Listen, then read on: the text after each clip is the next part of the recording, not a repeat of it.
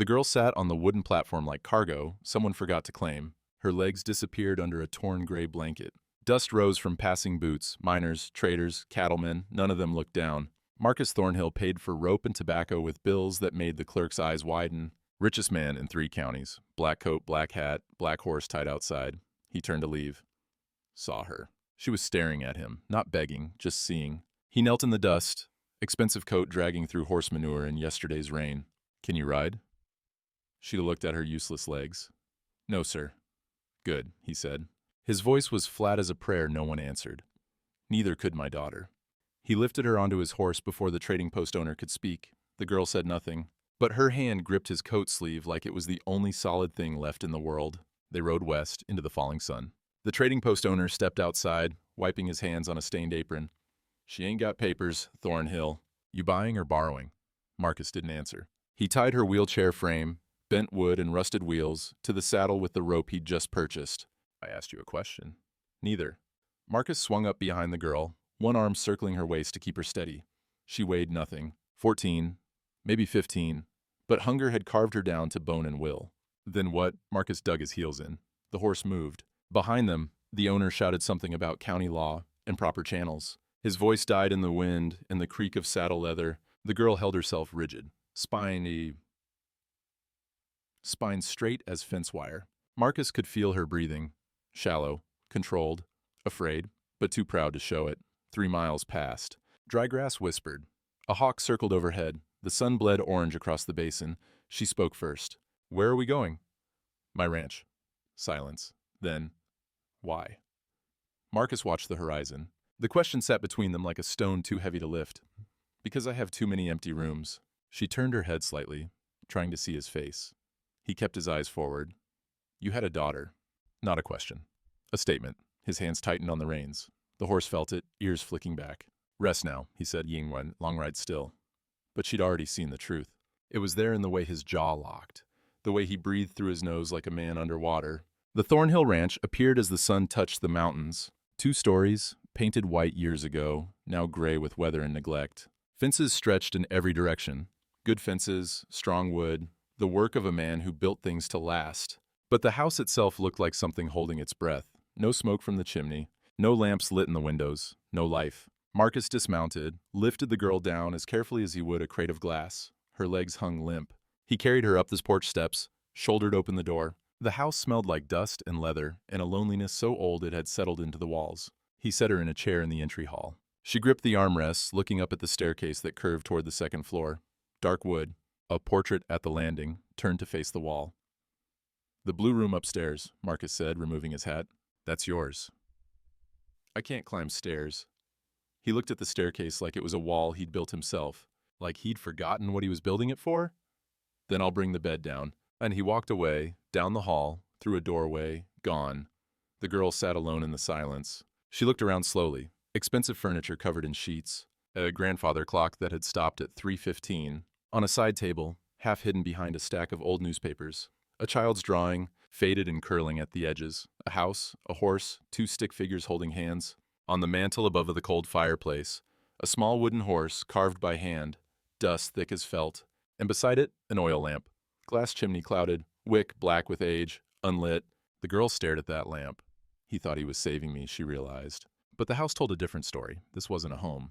It was a tomb where a living man had buried himself. She heard his boots in another room. The scrape of furniture, a muffled curse, something heavy dragged across floorboards. She looked at the lamp again. He's the one drowning. Marcus returned carrying a bed frame, mattress already on it. His face was red from exertion, sleeves rolled up. He set it down in what had been the dining room, then went back for pillows and blankets. He worked in silence. Built a makeshift ramp from scrap lumber he pulled from somewhere in the house's dark corners. Every movement precise, methodical. The way a man works when stopping means thinking. When he finished, he stood in the doorway, not quite looking at her. You'll sleep here, warmer than upstairs, closer to the kitchen. What's your name? She asked. Marcus. Well, mine's, doesn't matter. He said it too quickly. You can tell me tomorrow. You're tired. He walked to the kitchen. She heard the pump handle shriek, water hitting a basin. A match struck. The stove catching. The girl, Hope, though he didn't know it yet, wheeled herself slowly to the makeshift bedroom. The chair was too wide for the doorway. She had to angle it, push hard with arms that shook from the effort. The bed looked like heaven, clean sheets, a quilt that smelled like cedar. She pulled herself onto it, muscles screaming, lay back, stared at the ceiling. Through the wall, she heard Marcus moving in the kitchen. The careful sounds of a man who'd lived alone too long, who'd forgotten what it was to make food for two. Outside, the wind picked up. Somewhere in the distance, a coyote called. Hope closed her eyes. For the first time in 6 months, she fell asleep without wondering if she'd wake up. Hope woke to sunlight streaming through a window she hadn't noticed in the dark. Clean light, prairie light, the kind that made you believe in mornings again. She heard sounds below her, the crack of firewood splitting, water rushing through pipes, the scrape of a chair across floorboards. He was already awake, already working. She pulled herself upright, arms still sore from yesterday. The house smelled different now. Coffee, bacon grease, something baking. Smells she'd forgotten existed. A sound at the door. Marcus appeared carrying a wooden tray. He didn't knock, didn't ask permission. Just walked in and set it on the table beside her bed. Eggs, cooked soft the way children like them. Thick slices of bread, still warm. Coffee in a clean cup, a pat of butter shaped like a flower. And in a small glass of water, a single prairie wildflower, yellow petals, stem bent from the wind. He set it down without looking at her. Eat. Then he walked out. Hope stared at the tray, at the flower. Her hand trembled as she reached for the fork. The eggs were perfect.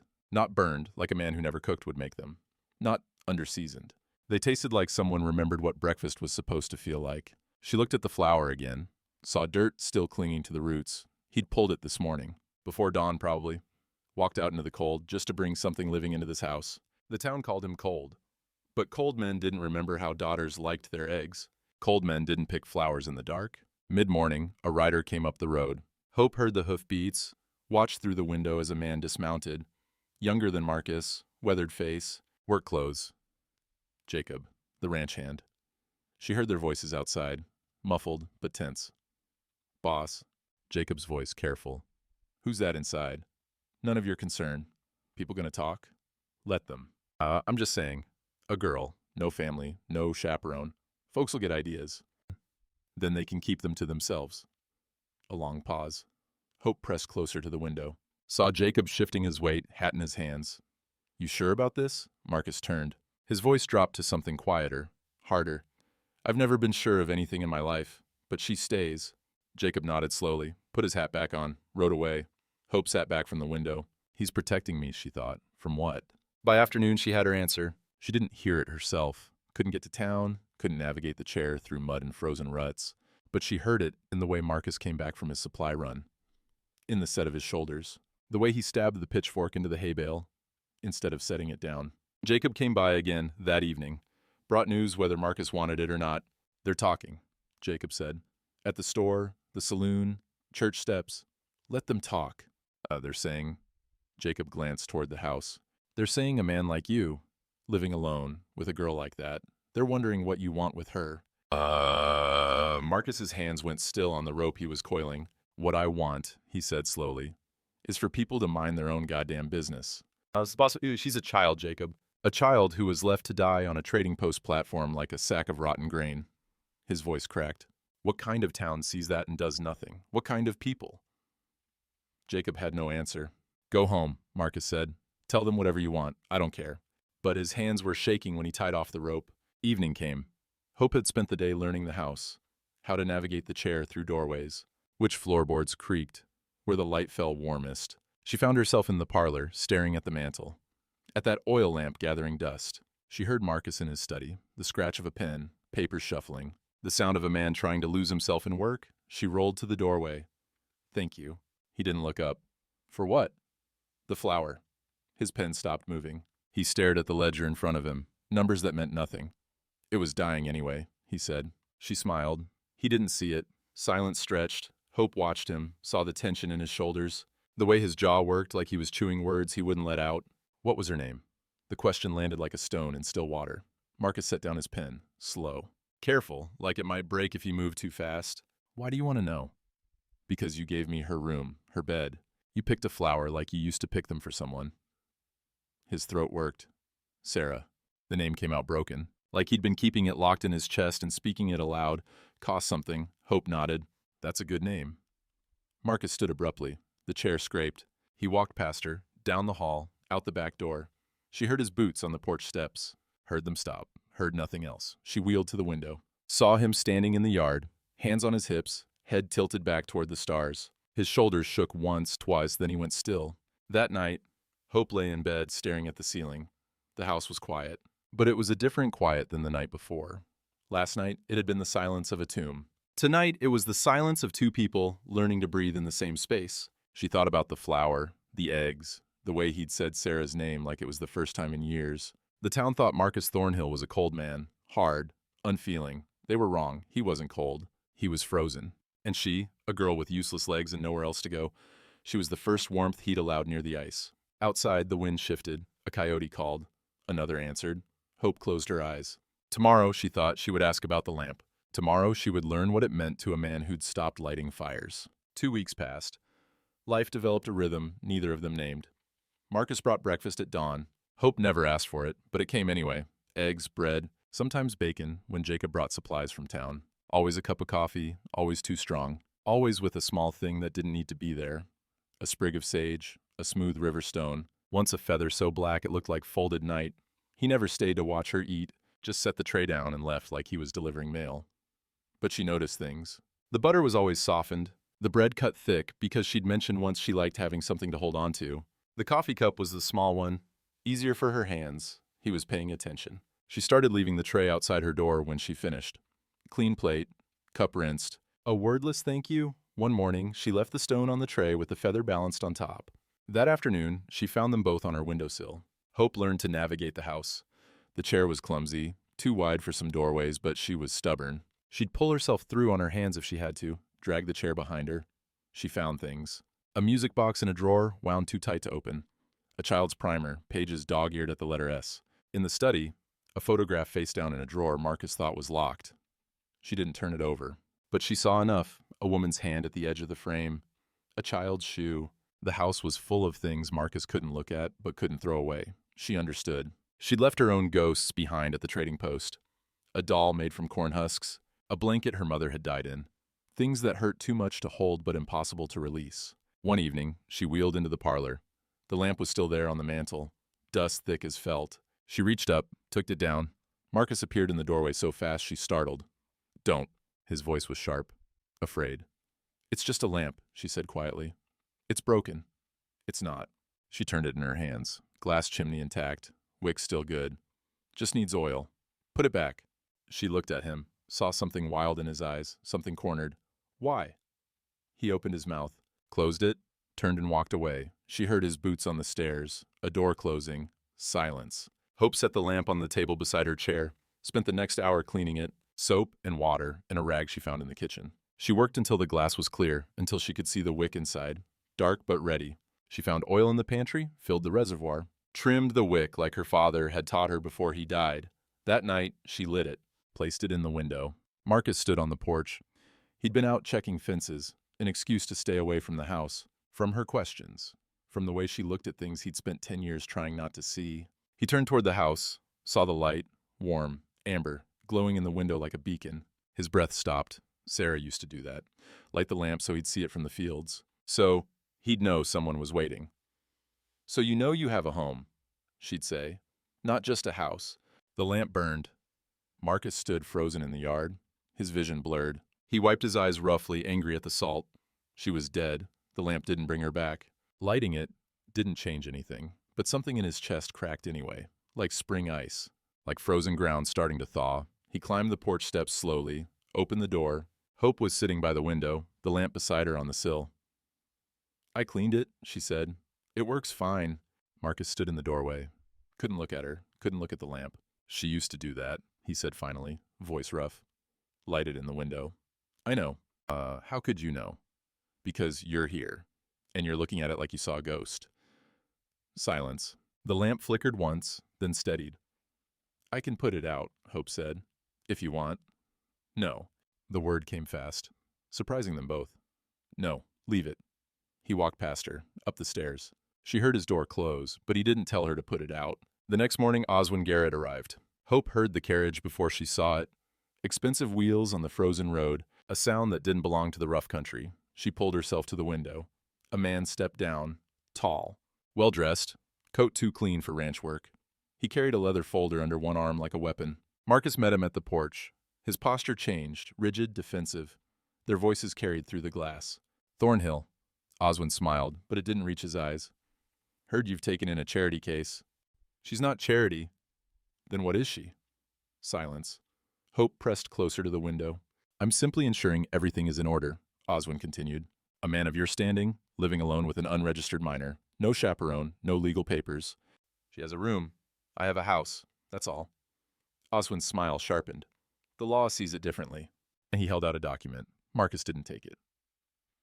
The county can place her in an orphanage, Oswin said, or a workhouse, unless you can prove legal guardianship.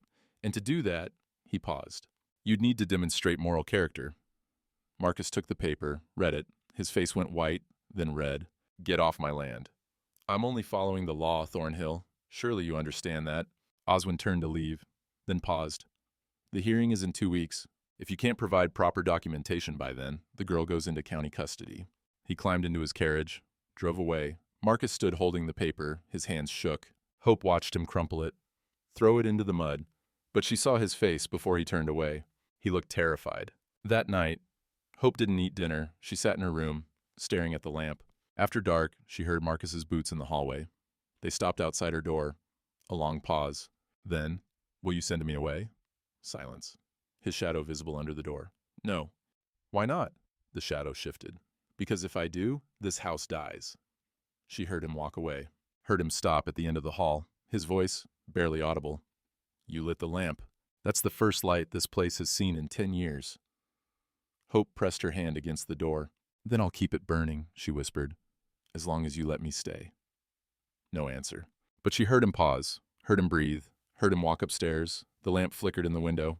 Outside, the first snow of winter began to fall. The blizzard came 3 days later. No warning, just wind that turned the sky white and a cold that bit through walls. Marcus nailed blankets over the windows, fed the stove until it glowed, brought in enough wood to last a week. They were trapped, together, no escape. Hope sat by the fire. Marcus stood at the window, watching snow pile against the glass. Tell me a story, she said. Don't have any. Everyone has stories, not good ones. She was quiet a moment. Then, tell me about her. Marcus's shoulders tensed. There's nothing to tell. You loved her. That didn't save her. The words came out bitter, ashamed. Hope waited. The fire crackled. Wind screamed against the house like something trying to get in. Where were you when she died? The question hung between them like smoke. Marcus turned. His face was gray, old. Cheyenne. The word fell like a stone. Closing a land deal. He walked to the other window, pressed his forehead against the cold glass. She had a fever. My wife sent a telegram. Come home. 2 words, that's all. His breath fogged the window. I was 2 days away. I thought, his voice cracked. 1 more day, 1 more signature, then I'd come. Hope's hand went to her mouth. By the time I got back, she was dead. Silence. Marcus didn't move, didn't turn around. I walked into the house, he continued. My wife was in Sarah's room, holding her. She was still warm. His reflection in the glass looked like a ghost. My wife looked at me, didn't say anything at first, just held our daughter and stared. Then she said, he stopped, swallowed. She said, you chose money over your daughter. Marcus, she was right. His hand flattened against the window. I could have left the day the telegram came. Could have told the buyers to wait. But I didn't. I thought I had time. I thought, his voice broke completely. She died calling for me. My wife told me that. Last word Sarah said was Papa, and I wasn't there. Hope was crying now. Couldn't help it. My wife left the next morning. Took nothing. Just walked out. I never saw her again. He finally turned. His eyes were red, hollow. That was 10 years ago, and every single day since. I've asked myself the same question. How much is a life worth? What's the price of being there when someone needs you? He looked at Hope then, really looked at her. And I still don't know the answer. The storm howled. The lamp flickered on the sill. Hope wiped her face. That's why you wouldn't let me light it. Marcus nodded. Sarah used to do that every evening, light the lamp in the window. His voice was hollow now, emptied out. She'd say it was so I could see the house from the fields, so I'd know to come home. And the night she died. He closed his eyes. No lamp. The window was dark. I knew before I even opened the door. Hope understood then. The weight of it, the lamp wasn't just a lamp. It was every night he'd come home. Every time Sarah had waited for him. Every promise he'd kept, until the one time he didn't. I couldn't look at it after that, Marcus said. Couldn't throw it away either, so I just left it there, covered in dust, like everything else. He sat down heavily in the chair across from her, put his head in his hands. You asked me why I brought you here. His voice was muffled. Truth is, I don't know. When I saw you on that platform, I saw her, not Sarah, just someone small, someone alone, someone nobody was coming for. He looked up, his face was wet. I thought if I could save you, maybe it would, I don't know, balance something. Prove I'm not. He stopped. I don't know what I thought. Hope wheeled closer, close enough to reach his hand. You thought you could fix it, she said quietly. By being here this time. Marcus stared at their hands. His was rough, scarred. Hers was small, pale, but steady. Can you forgive that? He asked. That I didn't save you because you mattered. I saved you because I couldn't save her. Hope was silent a long time. The fire popped. Snow piled against the door. You did save me, she said finally. Maybe for the wrong reason at first, but you still did it. Marcus shook his head. That doesn't make it right. No. She squeezed his hand. But it makes you human. He looked at her then. This girl with broken legs and clear eyes. This girl who'd been thrown away but somehow wasn't bitter. Who'd lit a lamp in a dark house and called it home. I'm sorry, he whispered, for using you like that, for making you carry what I couldn't. You're not using me, Hope's voice was firm. You gave me a bed, food, a room with a window. You picked flowers. You built me a ramp. She paused. You stayed. The lamp flickered. Marcus closed his eyes. Tears ran down his weathered face. Sarah would have liked you, he said. I wish I could have met her. Me too. Outside, the storm raged. Inside, two broken people sat by a fire, holding on to something neither of them could name yet. The lamp burned steady in the window, waiting. The hearing was held in the town hall 3 days after the storm cleared. Marcus rode in alone. Hope had wanted to come, but the roads were still ice and mud, the wheelchair useless. I'll be back by supper, he'd said. She'd watched him ride away, the lamp burning in the window behind her. The hall was packed. Farmers, shopkeepers, women in Sunday dresses whispering behind gloved hands. At the front, behind a makeshift bench, sat 3 men, the circuit judge, the county clerk, and Oswin Garrett. Marcus stood before them, hat in his hands, alone. The judge cleared his throat. Mr. Thornhill, you've petitioned for legal guardianship of an orphaned minor. Is that correct? Yes, sir. And then you understand that guardianship requires proof of moral fitness and stable character? I do. Oswin stood, smiled. If I may, Your Honor, the judge gestured. Oswin pulled a folder from his leather case, opened it with the care of a man loading a gun. Marcus Thornhill is one of our community's most successful ranchers, wealthy, respected. He paused. But wealth doesn't guarantee character. Murmurs rippled through the crowd. 10 years ago, Oswin continued, Mr. Thornhill's daughter Sarah fell ill with fever. His wife sent him a telegram, begging him to return home. He was in Cheyenne at the time, conducting business. Marcus's jaw tightened. He chose to stay, chose to close his deal before returning. Oswin's voice was smooth, practiced. By the time he arrived home, Sarah was dead. The room went silent. You could hear breathing, the creak of floorboards. His wife, Oswin said, left him the following day. She wrote a letter to her sister, it's documented here, stating that her husband valued profit over his own child's life. Gasps. A woman in the second row covered her mouth. Marcus stood perfectly still, a statue of a man who'd already died once. The question before this court, Oswin continued, turning to the judge, is simple. Should we trust a man who failed his own daughter with the care of another man's child? He let the question hang. Mr. Thornhill claims he's changed, that he's providing this girl with shelter and care. But I ask you, Oswin's eyes swept the room, is he doing it out of genuine compassion, or is he simply trying to replace what he lost? Using this girl as a substitute for his own guilt? The judge frowned. Garrett, that's speculation. Is it? Oswin held up another paper. 3 witnesses saw him take the girl from the trading post without consultation, without papers. He told no one his intentions. He brought her to an isolated ranch. No chaperone, no oversight. He paused. The girl is paralyzed, helpless, completely dependent on him. Someone in the back muttered, others nodded. Marcus's hands crushed the brim of his hat. Your Honor, Oswin said, voice dropping to something softer, more dangerous. A man who let his own child die while he counted money, why should we believe he can care for another's? What makes this different? What guarantee do we have that he won't fail again? The judge looked at Marcus. Mr. Thornhill, do you have a response? Marcus opened his mouth. Nothing came. What could he say? It was all true. Every word. His voice cracked. I'm not the same man. Aren't you? Oswin tilted his head. You still live alone in that house. Still work yourself until you can't think. Still run from what you lost. He turned to the crowd. This isn't love. It's penance. And penance isn't enough to raise a child. Marcus looked at the floor. His throat worked. No words came. The judge sighed. Thornhill, this court will take the matter under advisement.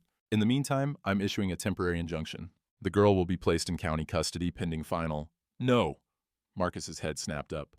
You can't. I can and I will. Unless you can provide evidence of changed character and proper... I'll speak for him. Every head turned. Chief Running Bear stood at the back of the room. The old Lakota elder, wrapped in wool and worn leather, walked forward. His steps were slow but steady. The judge frowned.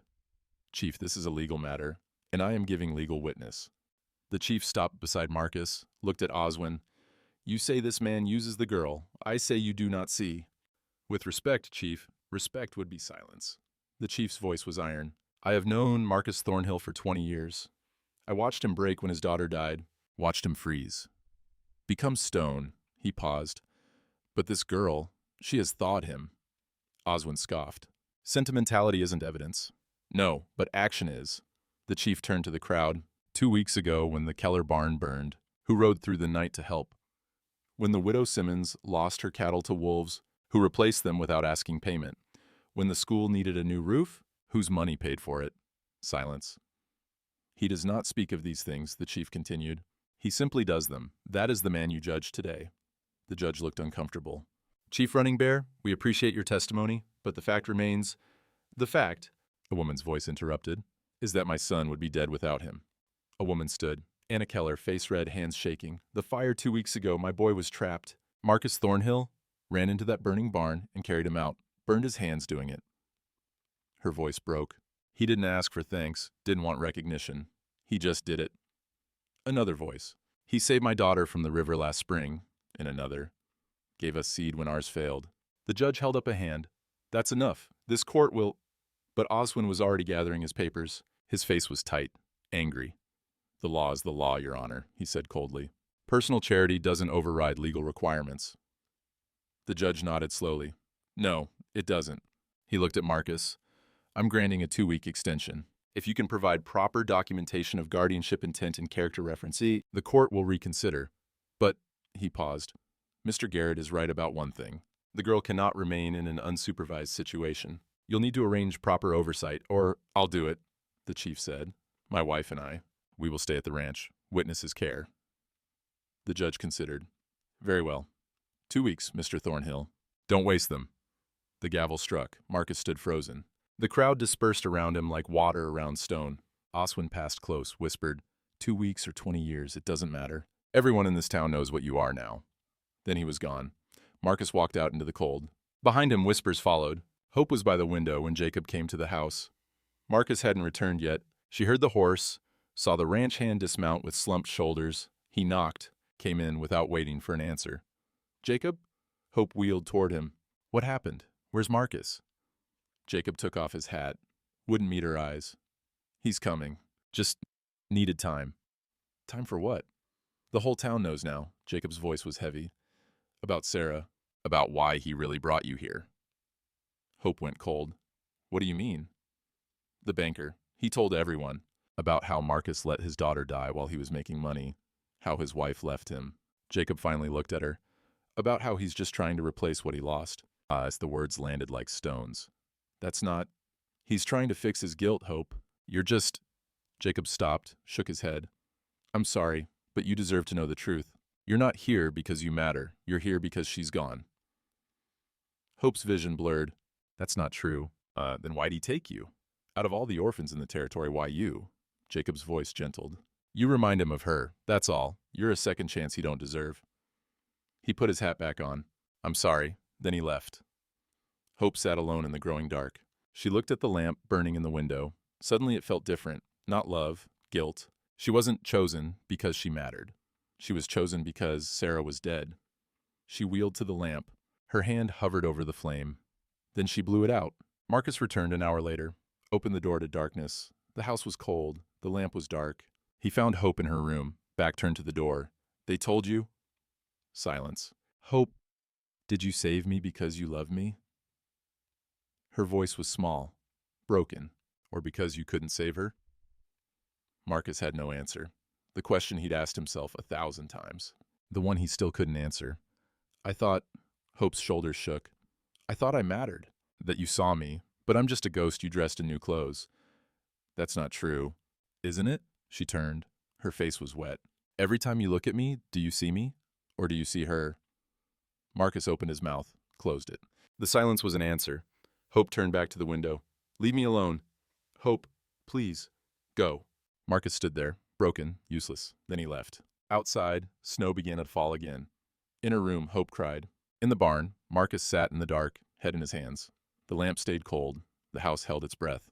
And in town, Oswin Garrett smiled. 3 days passed. Marcus slept in the barn. Hope stayed in her room. Neither spoke. Neither ate much. Jacob brought food, left it on the porch, rode away without knocking. Even he knew there were no words for this kind of silence. Chief Running Bear arrived on the 4th morning. His horse picked its way through half-frozen mud. He tied it to the post, climbed the porch steps slowly, found Marcus in the barn, sitting on a hay bale, staring at nothing. You punish yourself, the chief said. Marcus didn't look up. Go away. The chief sat down beside him anyway, pulled out a pipe, tamped tobacco into it, lit it with a match struck on his boot heel. Smoke curled up into the rafters where swallows nested. The girl is angry, the chief said. She has a right to be. Does she? The chief drew on the pipe. Or is she afraid? Marcus looked at him then, eyes hollow. Afraid of what? That you are right. That she does not matter. The chief blew smoke. That she is only a ghost. I don't know if that's true or not. Marcus's voice broke. When I saw her at that trading post, I saw a child alone. No one coming for her. Just like, he stopped. I don't know if I saved her, for her, or for me. I don't know the difference anymore. Does it matter? Of course it matters. The chief was quiet a moment, smoked, watched a barn cat stalk a mouse in the corner. When I was young, he said finally, I found an eagle with a broken wing. It could not fly, could not hunt. It was dying. Marcus said nothing. I took it home, fed it, tended it. My father asked me why. The chief tapped his pipe. I told him it was because the eagle was noble, sacred, a sign from the Great Spirit. He paused. My father said, you lie. You saved it because your brother died, and you could not save him. Marcus turned to look at him. I was angry, the chief continued. Told him he was wrong, that the eagle mattered, that it was not about my brother. He smiled faintly. But he was right. I was trying to fix something broken in myself. So what happened? The eagle healed, flew away. The chief met his eyes, and I learned something. A tree planted in guilt still gives shade. The eagle did not care why I saved it. It lived. That was enough. Marcus looked at his hands, scarred, burned from the barn fire weeks ago. She thinks I'm using her. You are. The chief's voice was gentle but firm. But that does not mean you do not also care for her. Then how can both be true? Because we are not one thing, we are many things. The chief knocked ash from his pipe. You are a guilty father. Yes. But you are also a man who picks flowers before dawn, who cooks eggs the way a child likes them, who sits with her in storms and speaks truths that hurt. He stood, put a hand on Marcus's shoulder. You cannot undo the death of your daughter, but you can choose to live for the one who is alive. Not to replace her, he squeezed, but to honor her, to become the father you wish you had been. Marcus's throat tightened. What if she won't let me? Then let her decide that. Do not decide for her. As the chief walked to the door, stopped. The lamp is dark, he said, but it is not broken. It only needs someone to light it. Then he was gone. Hope hadn't left her room in 3 days. She stared at the dark lamp on the windowsill and felt nothing. She heard horses, voices, but she didn't care who came or went. A knock at her door, soft. Go away. It is Mary Running Bear, the chief's wife. Hope said nothing. The door opened anyway. An old woman entered, gray braids, wrapped in red cloth, carrying a basket. She set it on the table, pulled out bread and dried meat without asking permission. You need to eat. I'm not hungry. Then you will watch me eat. Mary sat down, broke bread, chewed slowly. Hope turned away. Mary ate in silence for a while. Then, "My husband says you believe you are a replacement." Hope's jaw tightened. "Are you?" "I don't know." Hope's voice was thick. "Maybe." Mary nodded. "It is possible. But tell me, does it change that you are alive?" "What?" "If he saved you for wrong reasons, does it change that you have a bed, food, a window to look through?" Mary's voice was calm, matter of fact. "Does it change that you are not on a trading post platform, dying in the cold?" Hope's hands fisted in her blanket. "It changes everything. It means I don't matter. I'm just a bandage for his guilt." "Perhaps." Mary broke off more bread. "But a bandage can still heal, even if it was placed by a guilty hand." She chewed, swallowed. "You asked the wrong question," she continued. "You ask, why did he save me? You should ask, does he care for me now?" Hope turned. "What's the difference?" "The difference is time. People change. Love grows." Mary looked at her directly. "He took you for guilt, yes. But has he stayed for guilt? Or for something else?" Hope thought about the flowers, the careful meals, the way he'd spoken Sarah's name, like a prayer, the way he'd confessed in the storm, voice breaking. "I don't know," she whispered. "Then you must decide." Mary stood. "But do not decide from fear. Fear says, I am not enough. Love says, I am chosen." She touched Hope's shoulder. "The lamp is yours now. His daughter lit it once, but you lit it again. That means something." Hope looked at the cold lamp. "He's in the barn," Mary said. "Has not come inside in 3 days. Has not eaten, has not slept." She moved toward the door. "A man who does not care would have left already. A man who only feels guilt would defend himself. But he does neither. He only waits." She paused at the threshold. "You must decide if he is waiting for forgiveness or permission to disappear." And then she left. Hope sat alone in the fading light. She picked up the lamp, cold glass, dry wick. She thought about Marcus kneeling in the dust at the trading post. His voice. "Neither could my daughter." She thought about the flour on her breakfast tray, the wheelchair built from scrap wood, the way he'd run into the fire to save children, not his own. She thought about him saying Sarah's name, crying under the stars, confessing in the storm. Maybe he saved me for the wrong reason, she thought, but he stayed for the right one. Outside, the sun set. Shadows lengthened. In the barn, Marcus sat in the dark, waiting for a judgment he believed he deserved. In the house, Hope stared at the lamp, made a choice. The fire started just after noon, New Year's Eve. The orphanage on the edge of town, a wooden building too old, too dry, heated by a stove that should have been replaced years ago. Marcus was in town for supplies. Heard the screams before he saw the smoke. He dropped the rope he'd been buying, ran. The building was already half consumed, flames crawling up the walls like joui things. Children's faces in the windows, crying, pounding glass. A crowd gathered, watching, no one moving. "The door's blocked," someone shouted. "Can't get in." Marcus didn't stop to think. Pulled his coat over his head, kicked through a side window, climbed through. Inside was hell, smoke thick as water, heat that stole breath. He heard crying, high, terrified. "Where are you?" he shouted. A voice, small. "Here." He followed it. Found a boy, maybe 6, trapped under a fallen beam. Marcus grabbed the timber, burning hot, and lifted. Pain screamed through his palms, but he didn't let go. Pulled the boy out, shoved him toward the window. "Climb!" The boy scrambled through. Someone outside caught him. Marcus turned back into the smoke. Found another. A girl, hiding under a table. He picked her up, pressed her face into his shoulder. "Don't breathe, don't look." Carried her to the window, handed her through. The ceiling groaned. Timbers cracking. "Anyone else?" he shouted into the smoke. A whimper, back corner. He went deeper into the fire. The third child was unconscious. A boy, older, maybe 12. He'd tried to save the younger ones, breathed too much smoke. Marcus threw him over his shoulder. The building was collapsing. He could feel it, the floor shifting, walls leaning. He ran for the window. The ceiling came down behind him, a roar of flame and wood. He dove through the window as the building imploded, hit the ground hard, rolled. Someone pulled the boy from his arms. Marcus lay in the mud, coughing, hands screaming with pain. Someone poured water over him. He couldn't see through the smoke and tears. When his vision cleared, 3 children stood nearby, alive, crying, covered in soot, alive. Anna Keller, the woman from the town meeting, knelt beside him, tears streaking her ash-covered face. "That was my nephew," she said, voice breaking. "The oldest boy. You saved him." Marcus couldn't speak, just nodded. The crowd had grown. 50 people. More, all staring. Then Oswin Garrett pushed through, sheriff at his side. He looked at the burning building, at Marcus on the ground, at the children. His face was stone. "Brave," Oswin said coldly. But it changes nothing. He held up papers, official seals. Marcus Thornhill, by order of the county court, you are to surrender custody of the minor known as Hope, effective immediately. Marcus struggled to sit up. His hands were blistered, skin peeling. What? The 2-week extension has ended. You provided no additional character references, no proper oversight documentation. Oswin's smile was thin. The girl goes to county custody, today. No. Marcus tried to stand, fell. You can't. I am. Oswin gestured to the sheriff. She's to be collected within the hour. The crowd murmured, uncertain. Anna Keller stood. He just saved 3 children, which is admirable. Oswin didn't look at her, but irrelevant to the legal question of guardianship. He burned his hands pulling my nephew from fire, and I'm sure the boy's grateful. Oswin folded his papers. But sentiment doesn't override law. Thornhill has failed to demonstrate consistent moral character. His past actions. His past? A man stepped forward.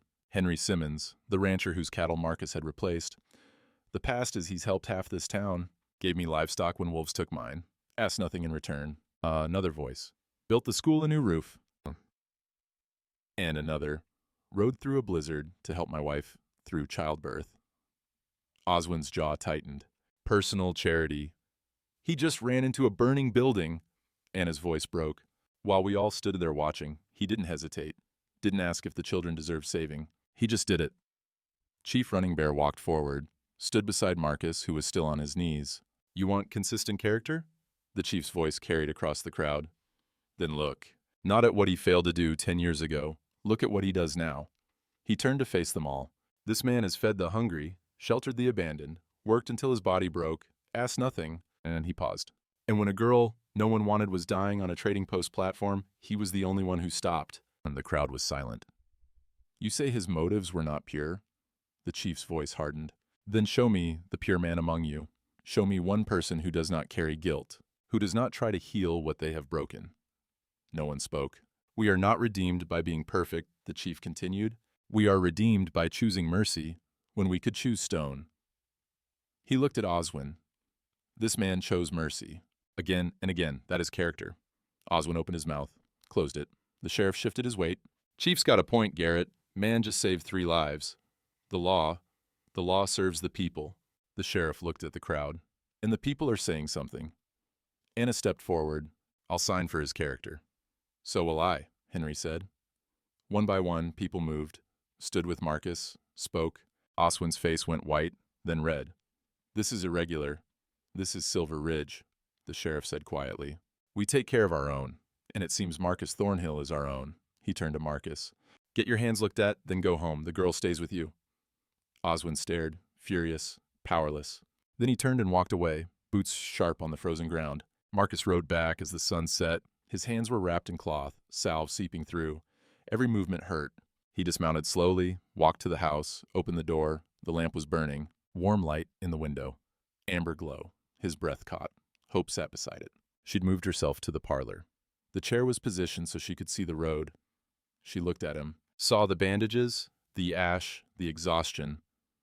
You saved them, she said quietly. He nodded. Why? He didn't answer right away, just stood there, swaying slightly. Because I couldn't save you from me, he finally said. Her eyes filled. You already did. He shook his head. Hope? No. She wheeled closer. You didn't save me because I was Sarah. You saved me because you were still a father, even when you didn't believe it. Marcus sank to his knees, eye level with her. I'm sorry, he whispered, for making you doubt, for making you feel like you were a ghost? She touched his bandaged hand, gentle. Maybe I was at first, but I'm not anymore. Tears ran down his ash-stained face. The lamp is burning, she said. That means someone's waiting, someone's home. He looked at the lamp, then at her. You lit it. For you. Her voice was steady, clear. So you'd know to come home, because that's what Sarah did. That's what I'm doing now, not because I'm her. She paused. Because I'm me. And this is my home too. Marcus broke, put his forehead against her hands and wept. She let him, didn't pull away. Outside, the first stars appeared. The prairie wind gentled. Inside, 2 broken people held on to each other, and something that felt almost like healing. The lamp burned steady. Waiting was over. The doctor came the next morning. Unwrapped Marcus's hands, hissed through his teeth at the damage. Second-degree burns. You're lucky you've got hands left at all. He applied fresh salve, rewrapped them in clean gauze. Keep them dry. No work for 2 weeks minimum. Marcus nodded, but they both knew he wouldn't listen. After the doctor left, Hope made breakfast, or tried to. Jacob had to help, lighting the stove, carrying the pan, pouring the coffee. But she directed it all. When Marcus came downstairs, a plate waited at the table. Eggs, slightly burnt. Bread, unevenly cut. Coffee that looked strong enough to strip paint. He sat, ate every bite. "It's terrible," he said. "I know." She almost smiled. "But you cooked for me for weeks. Seemed fair." They sat in comfortable silence. The morning light came through the window, touched the lamp still burning on the sill. "You can put it out now," Marcus said. "I'm home." "I know." Hope looked at it. "But it looks nice there." 2 days later, hoofbeats on the road. Hope tensed. Marcus stood, moved to the window. Oswin Garrett's carriage. "Stay inside," Marcus said. "No." He looked at her, started to argue. Saw her face, said nothing. They waited together. Oswin climbed down. He looked older somehow, tired. He walked up the porch steps carrying his leather folder. Marcus opened the door before he could knock. "Come to finish it?" Marcus's voice was flat. Oswin didn't answer right away. Just stood there, hat in his hands. "May I come in?" Marcus stepped aside. Oswin entered. Saw Hope by the window. Looked around the house. Clean, warm, lived in, the lamp burning. A child's drawing on the wall that hadn't been there before. Hope's. A house. A horse. 2 stick figures. Oswin set his folder on the table. Opened it. "Guardianship papers," he said. "Approved by Judge Harrison. Witnessed by Chief Running Bear. And signed by 12 residents of Silver Ridge." He slid them across. "She's yours, legally." Marcus stared at the documents. "Why?" "Because I was outvoted. By the entire town." Oswin's voice was quiet, bitter. "And because—" He stopped, started again. "Because I spoke to Anna Keller, her nephew, the boy you pulled from the fire." He looked at Marcus directly. "He asked why you did it, why you ran in when everyone else stood frozen." Oswin's jaw worked. "She told him you knew what it was like to lose a child, that you'd never let another one die if you could help it." Silence. "I thought I was protecting the law," Oswin said. "Protecting the girl from a man who'd failed before. But," he looked at Hope, "she doesn't look failed. She looks fed, warm, safe." He closed the folder. "I was wrong." The words hung in the air like something fragile. Marcus picked up the papers, hands shaking inside the bandages. "Thank you," he said quietly. Oswin nodded, turned to leave, stopped at the door. "For what it's worth," he didn't look back. "Sarah would be proud." Then he was gone. Marcus stood holding the papers for a long time, just staring at them. "You're my father now," Hope said, officially, "if you want me to be." "I lit the lamp, didn't I?" He looked at her, really looked. Saw not Sarah, not a ghost, not a bandage for guilt, just hope. A girl with clear eyes and a will like iron. "Yeah," he said, "you did." That afternoon, Marcus opened the door to Sarah's room for the first time in 10 years. Dust motes swirled in the light. Everything exactly as it had been. The bed made, toys on the shelf, clothes in the wardrobe. A room preserved like a shrine. He stood in the doorway, breathed. Then he began to clean. Hope heard him upstairs, the sounds of furniture moving, windows opening, the house exhaling 10 years of held breath. 2 hours later he came down, face streaked with dust and tears. "Come with me," he said. She followed him up. He'd built a ramp, rough but sturdy, over the stairs. She maneuvered the chair carefully, slowly. He stayed behind her, hands ready to catch if she slipped. At the top he opened the door. Sarah's room was transformed, clean, bright, the bed freshly made, new curtains, cream-colored, soft. The toys were gone, but one remained, the wooden horse, now on the windowsill, and beside it, the oil lamp. "It's yours, Marcus said, "if you want it." Hope wheeled inside, looked around, saw the window overlooking the prairie, endless in gold, saw the care in every detail, the quilt on the bed, the books on the shelf, the lamp waiting to be lit. "What about Sarah?" she asked quietly. "Sarah's gone." His voice was steady now, sad, but certain. "And I loved her, I'll always love her, but—" He looked at Hope. "She'd want someone else to love this room, to fill it with life again." Hope touched the windowsill, felt the smooth wood. "Can I change things? Make it mine?" "It is yours. Change whatever you want." She looked at the lamp, picked it up, felt its weight. "What does it mean now?" she asked. "Before it meant you failed. Then it meant hope. What does it mean now?" Marcus was quiet a long moment. It means family, he said finally. It means someone's waiting, someone's home. Someone lights a lamp because they want you to find your way back. He knelt beside her chair. It means you chose to stay, and I chose to be here. His voice caught. It means we're not perfect, but we're enough. Hope set the lamp back on the sill, pulled him into a hug. He held her. This girl who wasn't his daughter, but was becoming something just as important. Someone he chose. Someone who chose him back. Outside, the sun set, the prairie turned gold, then purple, then blue. Inside, a house that had been a tomb became a home again. Hope lit the lamp as darkness fell. It burned steady in the window, a promise, a beacon, a choice. The first lamp belonged to Sarah. The second belonged to grief. This one, the third, belonged to them both. To a father learning to forgive himself. To a daughter learning she was worth choosing. To a family built not from blood, but from mercy given and received. The light shone warm and constant. Outside, a rider passed on the road, saw the glow, smiled. Thornhill's lamp was burning again. Someone was home. Spring came early. Snow melted into mud, mud dried to dust, and grass pushed up green through the gray. Hope learned to navigate the prairie. Marcus built her a path. Wooden planks from the house to the barn, smooth enough for wheels. It took him 3 days, working with bandaged hands that still hurt but were healing. When he finished, she tested it immediately. "Race you to the barn," she said. Jacob, who'd been mucking stalls, laughed. "You serious? Scared you'll lose? Girl, you're in a chair." "So? You saying you're slow?" Marcus, watching from the porch, almost smiled. Jacob shook his head, grinning. "All right, on 3. 1. Hope took off. "Hey!" Jacob ran after her. "You cheated. You said on 3. You didn't say wait for 3. She made it halfway before he caught up, laughing, jogging backward beside her. "This don't count." Sounds like something a loser would say. Marcus walked down from the porch. "She's right. You lost." Jacob threw up his hands. "You're taking her side? She won." Marcus's voice was dry, but his eyes held light. Fair and square. There was nothing fair about... Jacob saw their faces. Hope trying not to laugh. Marcus almost smiling. "Aw, hell, fine, she won." Hope pumped her fist. "Fastest wheels in Wyoming territory." They all laughed. Real laughter. The kind that came easy, without weight. It was the first time Marcus had laughed in 10 years. 2 weeks later, a letter arrived. Marcus didn't recognize the handwriting at first. Then he saw the return address. St. Louis. His hands shook as he opened it. "Marcus, I heard what you did.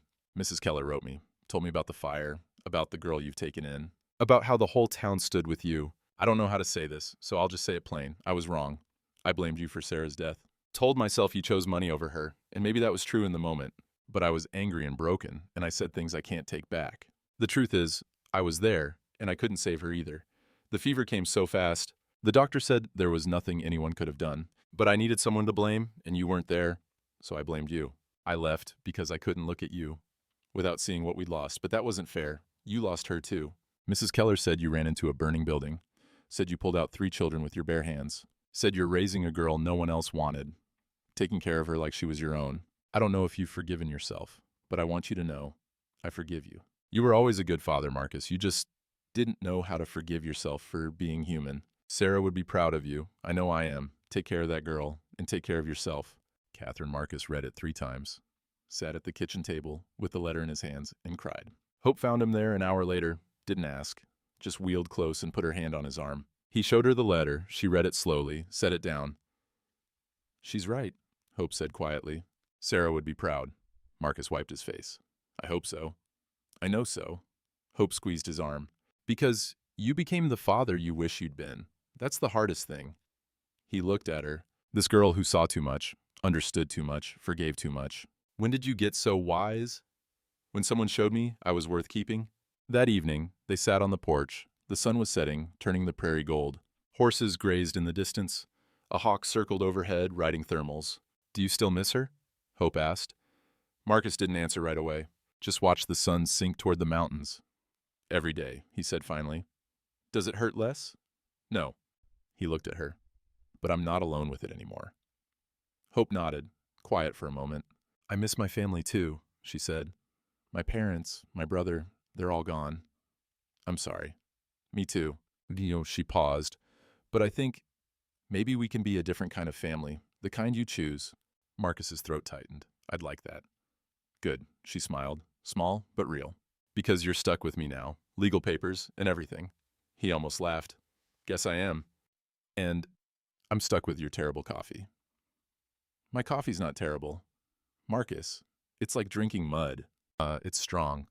It's awful, she grinned. But I'll drink it anyway. Why? Because you make it for me. She looked at him. Because that's what family does. They drink terrible coffee and pretend it's good. Marcus did laugh then, quiet but genuine.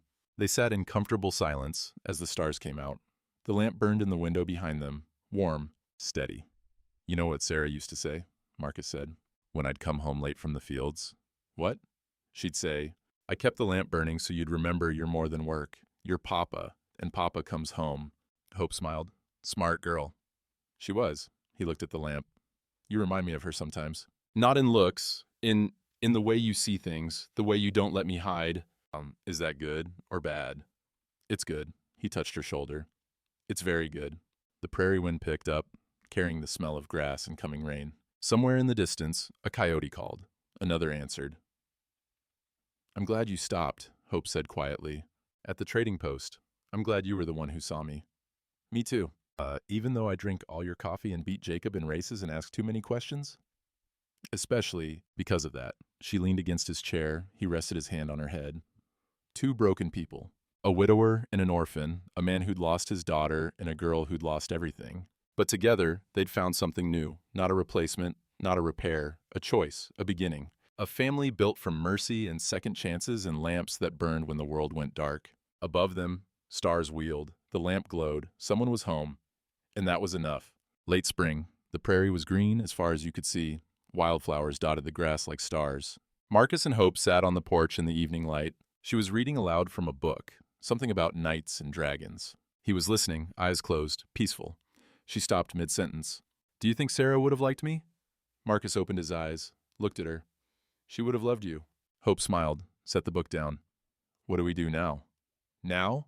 Marcus looked out at the land, the horses, the barn, the lamp already burning in the window even though the sun hadn't set. Now we live. She nodded. Good answer.